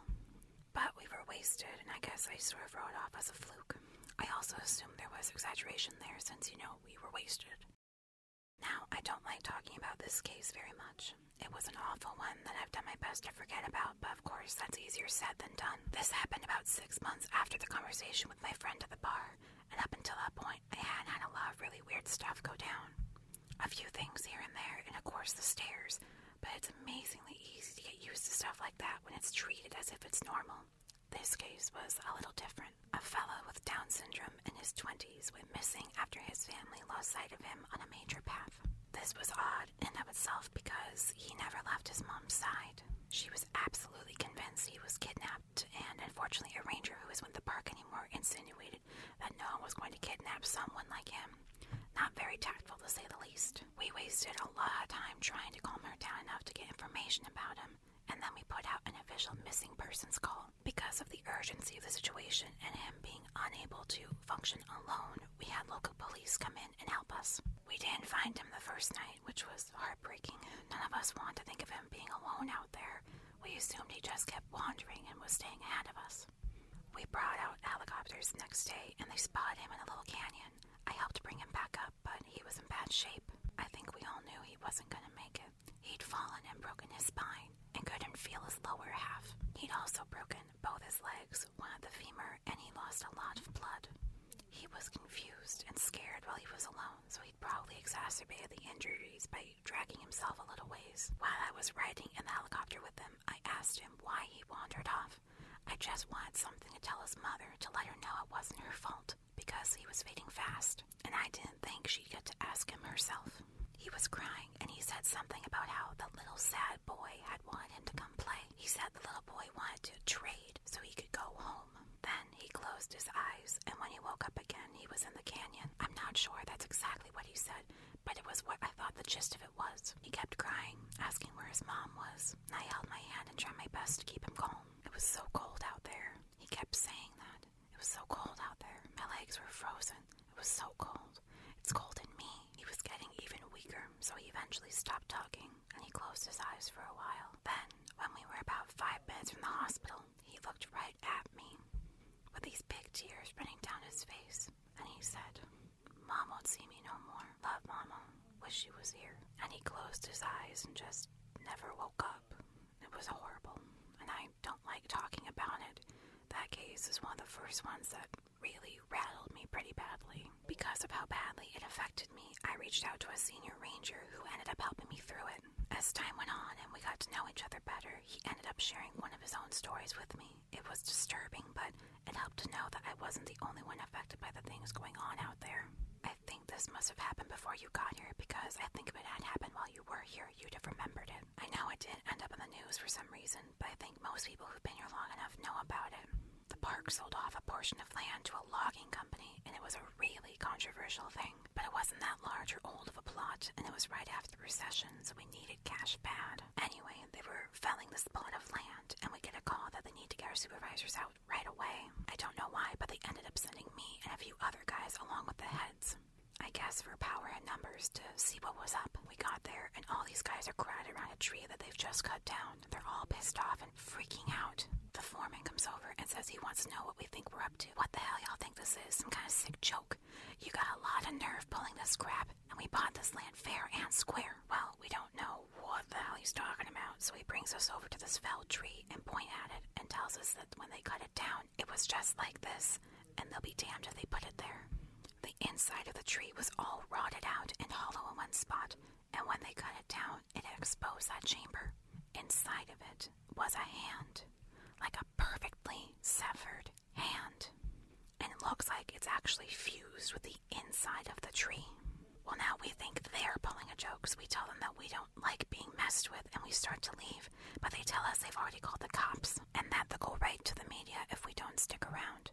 Well, that gets the head's attention, so they stick around and talk to the police about it. Everyone is denying that they put the hand in there, and besides, how would anyone have even done it? It's clearly a real hand, but it's not mummified or skeletal. It's brand new, probably not even a day old. And it's definitely fused with the wood. You can see that it's coming right out of it. The loggers insist that they didn't put it there. Somehow, this fresh human hand ended up fused to the inside of this living tree. The cops have them cut up that section of tree into a movable chunk. Then, they take the hand away and the area is closed off. There was a pretty big investigation, but I know they didn't find any answers. Now, it's become this legend, and as far as I know, we haven't sold any more property for logging. As you all know, I went to a training seminar recently, and heard some amazing and horrible things there. One of the guys I talked to while I was there told me a story when we were all around the campfire one night. We were both pretty drunk, and we were swapping stories. He told me this one. Me and another guy were out on a field search because some campers reported screaming noises at night. So we head out there to look for whatever mountain lion has wandered into the area, and I'm pissed. We've had 3 of them show up in the camping areas that year alone, and I'm getting tired of constantly having to deal with them. Plus, I just don't like them anyway. They're a pain in the butt, and they're loud, and they scare me. Cats, man. I'm groaning about it to the guy I'm with, and he thinks it's a real riot. So we're seeing all these broken branches and what look like dens, and we're pretty sure we know where this thing is. I call in, and they tell me to confirm if possible, which just means they want you to step in a big pile of doo-doo and use that as proof. I'm not seeing any, though, so I basically just tell them to shove it. I'm done. We know that damn thing's out there somewhere, even if I'm not stepping in its stuff or inside its mouth or whatever. So the guy I'm with wanders off to go to the bathroom, and I see behind watching this little burrow under a tree to see if maybe a fox or something's living under it, because I love foxes, man. They're cute as hell. Anyway, I'm watching this tree, and I start hearing branches crackling, and it's coming from the direction my partner went opposite of. Now, I've got my pistol, but you and I both know that's not going to do anything against a big cat. I cock it and holler for my partner to get his dumb butt back, but he's too far and he can't hear me. I stand up and get my sights on where the thing is approaching, and I kid you not, man, I just about peed myself. This guy is coming towards me, and he's back-flipping through the woods. Like, instead of walking, he's doing these crazy backflips. I swear to God, he's cleared every log and bush in his path. It was like he knew right where he was going. I yell at this guy to stop right where he is, then I'm pointing a gun right at him, but he keeps coming, and I just kind of lost it. I shot at the ground in front of him, and I know it was a dumb thing to do, but man, I didn't want this guy anywhere near me. When I fired, he was about 50 yards from me, and as soon as the gun goes off, he whirls around and goes off backflipping back into the woods. My partner hears my gun go off and runs back and asks, "What's up?" I tell him there's some weirdo out here hopped up on God knows what, and we need to get the hell out of Dodge. I let the cops know what happened, and I didn't get any trouble for firing, but man, I don't know what that guy was on, but I've never seen anything like that before. It was crazy. I think we can agree that there's stuff going on out here in the woods, and while I'm not going to spout off about what it could be or offer any theories, what I want people to take away from all of this is that it is so important to be safe when you're out here. I know a lot of you think you're invincible, but the fact is that you can die out here, or be hurt, or go missing. It's easier than you'd ever imagine. We were having dinner in town, 5 this guy. He was repainting an information booth and heard a man ask him for directions to the nearest campsite. He didn't turn around because he was up on a ladder, but he informed the man that there weren't any campsites nearby, but that if he headed down the road about 4 miles, he'd find one at another park. He asked if he could be of any other help, but the man said no and thanked him. My friend said he kept painting, but he was listening and never heard the man leave. The second he came up and talked to me, the hairs on my neck stood up, but I wasn't sure why. I just had this really uneasy feeling about the whole thing, and I wanted to finish painting and get out of there. I figured maybe part of it was that I couldn't turn around to look at him, but something just felt off. There was also this weird smell floating around even before the guy talked to me, kind of like old menstrual blood. I had looked around to see what was causing it, but I didn't find anything, so I waited for the guy to walk away, but I didn't hear him leave, which made me think he was just standing there and watching me. So I asked again if I could do anything for him, and he didn't answer. I knew he was there though because I hadn't heard him leave, so I did this awkward turn on the ladder to look down and see what he was doing. Now, I admit it could have just been my brain messing up, but I swear to you, for a split second when I turned around, he didn't have a face. Like, he had no face. It was almost concave and totally smooth, and I just about had a heart attack because I couldn't even wrap my brain around what I was seeing. I think I started to say something, but there was this kind of pop inside my head, and suddenly he was just a normal-looking guy. I must have looked weird because he asked me if I was okay, and I was just like, yeah, I'm fine. He asked about the campsite again, and I point to where he has to go, and he's like, I'm not from around here, can you help me get there? Now this is when I know something is really up, because there's no way this guy got out here and didn't know where he was. And for that matter, there's no car around, so how'd he get here in the first place? I said I was sorry, but I couldn't take him anywhere in the company vehicle. And he's like, please, I really don't know where I am. Can you come with me? Help me get there. So now I'm seriously weirded out, and I start wondering if this is some kind of ambush or whatever. I told him I could call him a taxi to come out and take him where he wants to go, and I pull out my phone, and he just goes no and walks away really quickly. But he doesn't walk out of the park. He walks back into the trees, and I got right in my truck and started to get out of there. It was screw the paint. I looked in my mirror to see where he was as I was leaving, and he was standing right at the tree line again. I don't know how he got there so fast, but this time I know that he didn't have a face. He was just watching me leave, and right before I turned the corner, he took a big step back into the trees and kind of dissolved, I guess. Maybe it was just dark, so he blended in, but it felt more like he just melted away. You know, actually, I had something sort of weird like that happen a while back. I was out doing some trail scouting, and I was out in the middle of nowhere figuring out we were going to have this trail run through.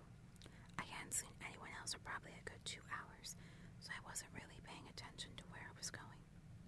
I was just looking at the ground for the most part. Then out of nowhere, I crested this little hill and almost ran into this guy. He was older, probably in his 60s, and I started to apologize to him for running into him. And then I noticed his face, and I probably looked like a complete douchebag because I stopped and just stared at him. It took me a second to figure out what was wrong, but this guy's face was huge. I know that sounds weird, but that's the only way I can describe it. His head wasn't big or anything, it was normal, but the amount of space his face took up was just way too much. Like if you took someone's face and enlarged it all by about 2 times. He doesn't say anything, just kind of looks at me. So I backed up and was kind of stuttering, saying I was sorry. I went around him and got out of there and did what I needed to do. The whole time I kept looking behind me because I was so freaked out that he'd pop up behind me or something. I know it sounds ridiculous, but I swear to you, it was one of the creepiest things I've ever seen. A couple years ago, I went camping with my girlfriend about 2 miles from the road at this site I know. We went to bed that night, but we couldn't sleep because we kept hearing that grinding noise. My brother used to grind his teeth in his sleep, and it kind of reminded me of that. My girlfriend was freaking out, but I just kept telling her to ignore it because I've heard it before, and you just have to ignore it. It goes away eventually, you know what I mean. So eventually I got her to go to sleep, but I woke up probably 2 hours later because something was just off. I rolled over and she wasn't there. I kind of freaked out. I ran out of the tent calling her name, but I didn't have to go far. She was standing at the edge of the camp, looking at something in the trees, and I could see that she was really pale. The fire was low, but bright enough to see her. I ran up to see what was going on. She was dead asleep, but her eyes were open. She had this real spaced out look, So I put my arm around her to lead her back, but she wouldn't move. She just said really quietly something like, "I have to go now, Eddie. I have to go. It's here." And I was like, "You're just sleepwalking. Come back to bed." But she wouldn't budge. She just kept standing there, saying she had to go. And I looked where she was looking, and there was a staircase right about 15 yards away. Gray one, concrete. And she started to walk toward it, but I yanked her back, and that woke her up. She looked at me like I was out of my mind, and she asked what she was doing out of the tent. I didn't tell her anything. I just told her she was sleepwalking. The grinding noise was gone, so she just went back to the tent with me and fell asleep again. Do you remember the second story from part 6 of this series, the fellow with Down syndrome? Well, first of all, he talked about the stairs. He said he'd been watching his dad build a fire and the stairs came up to him. He said he had to go up them or something bad would happen. The cops couldn't really understand what he was talking about after that because he just kept saying, like the campfire, over and over. And he kept mentioning sounds, but he couldn't say what sounds. Just that it was loud, and he covered his ears so he couldn't hear them. But the thing I remember most is that they asked him where exactly he'd gone, and he just said he was right there. He kept pointing at himself, and they said they thought that meant that he never left. He said he wasn't scared because the stairs were there. He said they talked to him, but not like people talk. Like I said, it was really convoluted and hard to understand. I have a feeling the cops didn't take most of it down. They ended up just saying that the kid was some kind of amnesia or was in a fugue state. They didn't think foul play was involved, but it doesn't really explain why he came back a week later perfectly fine with a speck of dirt on him and well-fed. But hey, what the cops say goes. One story that's made the rounds here was about a young woman who disappeared upstate. Initially, everyone assumed she was a runaway. She didn't come from a great home life, so it really wasn't any kind of surprise that she chose to cut and run. But people started coming forward saying that they'd seen her around the park shortly before she vanished. So some of the rangers in the area were sent out to make sure she hadn't hung herself or something on any of the back trails. It took them a while, but they did find her. Well, not all of her, just half of her tongue and a quarter of the lower jaw. Very clean cuts from what I heard. They never found the rest of her. So many stories of black-eyed people wandering around the woods and calling out in the night, mimicking the sound of running water or a bobcat screaming. One man in particular goes to every news station he thinks will listen to him and tells the same story. He was deer hunting, camped out in a very remote area, and he woke up because something was scraping against his tent. He thought it was a raccoon or a fox until the thing pressed its face against the door of the tent, at which point he could very clearly make out a human nose and mouth. He kicked at it, but it leaped back and was gone by the time he opened the tent flap, gun at his side.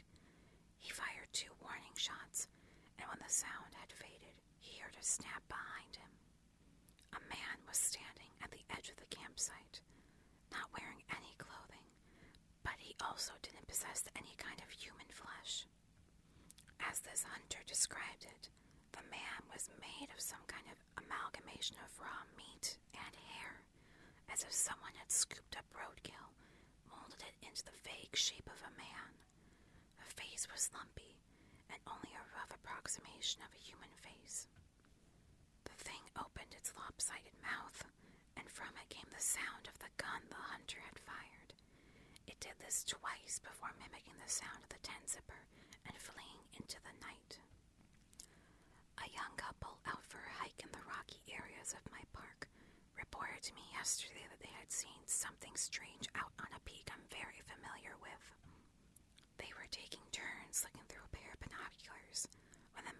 was a hiker climbing up a very steep part of the cliff face. He watched the man scale the slope, and it didn't occur to him until the incident was over that this person had no climbing gear. When the climber reached the top of the peak, which was about 5 miles away, they turned and faced the young man. He said whoever or whatever this person was looking right at them. The climber waved in an exaggerated manner before snapping in half at the waist, sideways, and leaping off the peak. The young man didn't see where the climber landed. I sent them on their way with assurances that I'd check it out. I lied. I won't be turning in a report because there are 10 others exactly like it. The climber is well known in that area. I don't question it anymore. In response to a couple of other incidents at the same site at my park, we installed a camper near the entrance, and a ranger stays out there every night. We rotate, so everyone spends one night a week there. I chose Wednesdays, as these tend to be relatively low-key with only our long-term guys around. This particular day had been humid, like the inside of a locked car. All of us were relatively miserable, but the camper had a small AC unit, and the campers and I took turns sitting in it until the sun went down. We all bedded down, and I had the AC turned up as high as it would go. It's a loud unit, so I had earplugs in. The camper is tiny but comfortable. I fell asleep relatively quickly. I woke up in total silence. It took me a minute to realize that was the problem. The AC had stopped. There was absolutely no sound outside. I sat up, and the sheets didn't make any noise. I clapped, nothing. I yelled, nothing. This has happened to me before. I'm a firm believer that it's some kind of strange acoustical phenomenon, but I don't think it's caused by the wind. I got out of bed, yanked on my boots, and flew out the door. I ran to the edge of the campsite, about 500 feet away, and somewhere behind the trees there was something darker than the space around it. I headed for it, but I must have misjudged its distance because it took longer to get there than it should have. They'd split a tree in half. I've seen lightning do that a few times, but not this cleanly. This cut was surgical. The bushes underneath it had been crushed. I could faintly make out the shape of something furry. A raccoon, I suspected. The intestines bursting out of its eye sockets were already attracting flies. The stairs were concrete, old. I can make out the lines of graffiti on the lower steps. A metal handrail bowed out haphazardly. Most of the supports bent or gone. 10, maybe 12 steps. In a rush, the sound of the world came back, and I heard the faint electrical snap of a fly exploding near my ear. I sprinted back to camp. I grabbed the rifle out of the pickup I've taken to the site, stood at the edge of camp, my back to the woods. I stood there and watched until the sun came up. I watched the whole camp, every tent. I know I never fell asleep, and no one came into. I'm on call 24 hours a day now.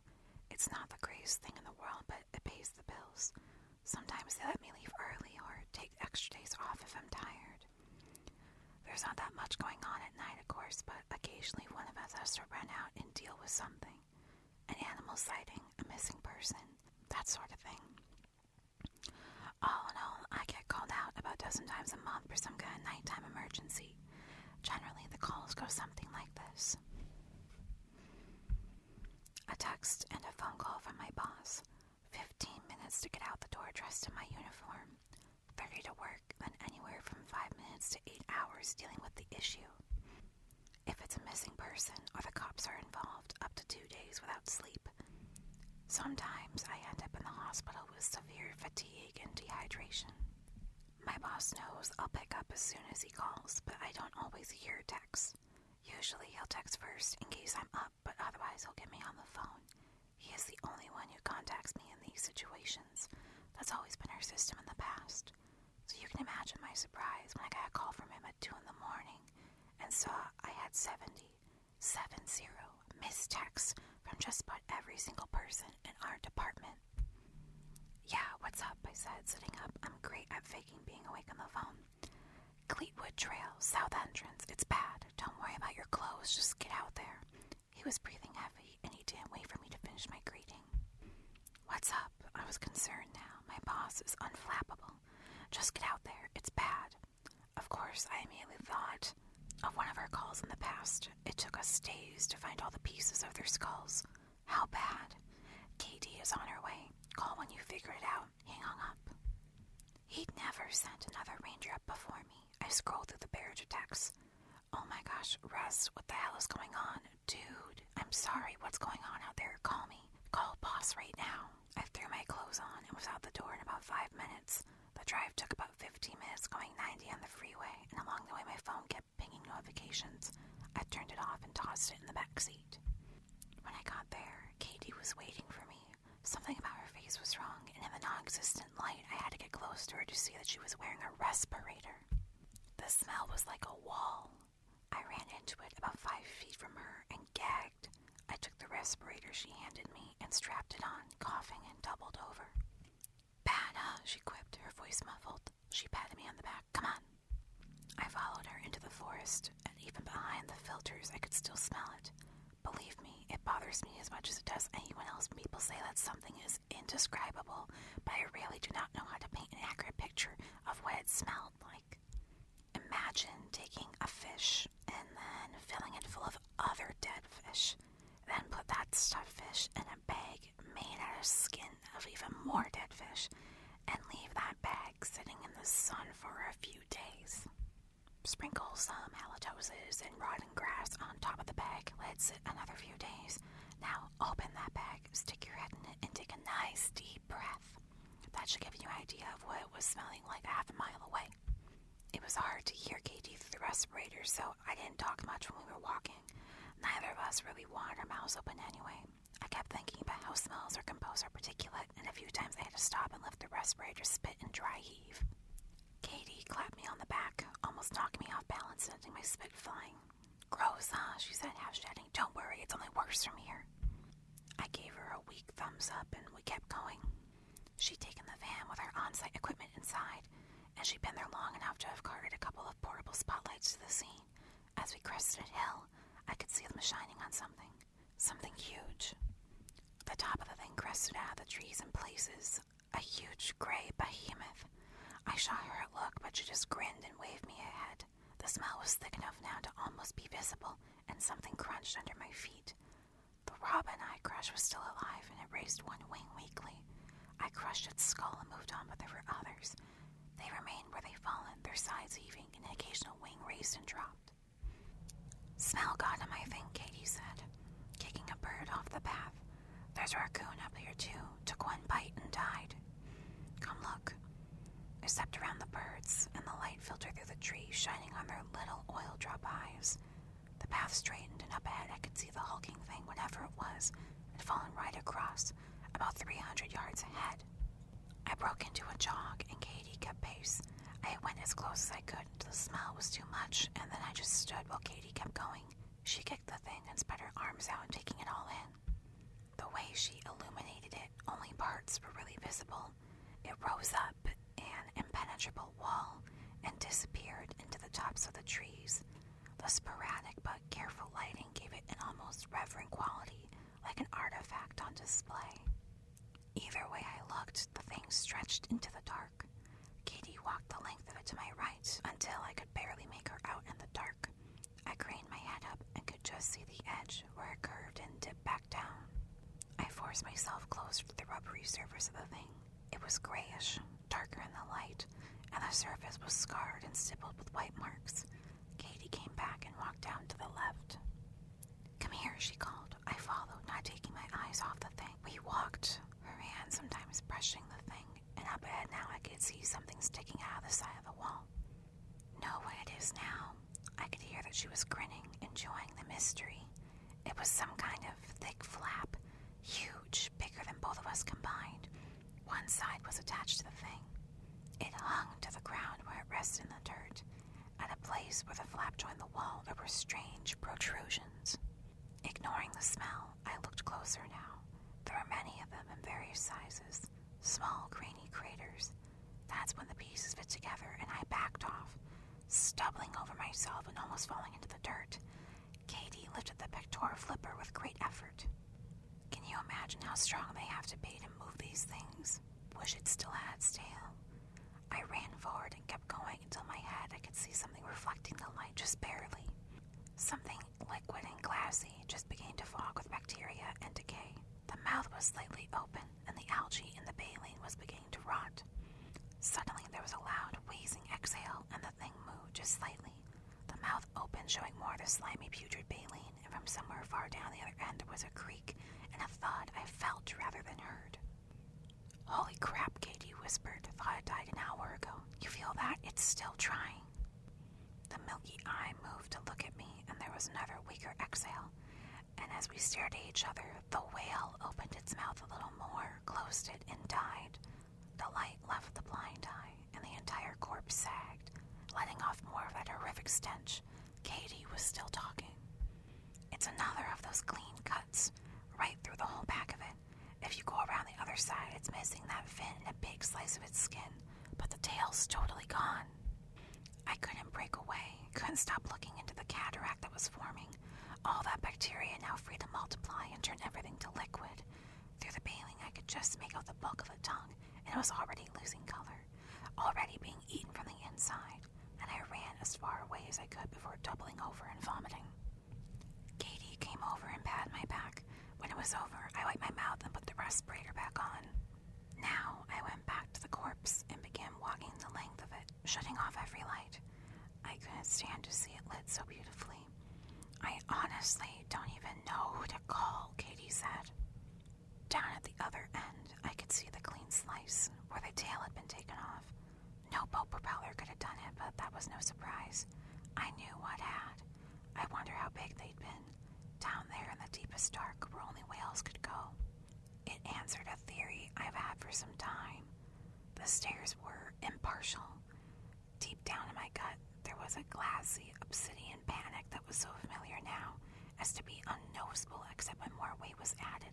Suddenly, more than anything, I wanted to be at home in the dark, and I told Katie who to call, what to do, so I could hand her my respirator and began to walk back to my truck. Never looking back at the corpse cresting the trees, the top of it growing its own forest of birds feasting. We'll leave it to rot. We'll say a waterspout sucked up fish from one of the lakes and dumped them out there. When the bones are the only thing left, we'll dispose of them, and the trail will reopen. I drove back home and went to bed.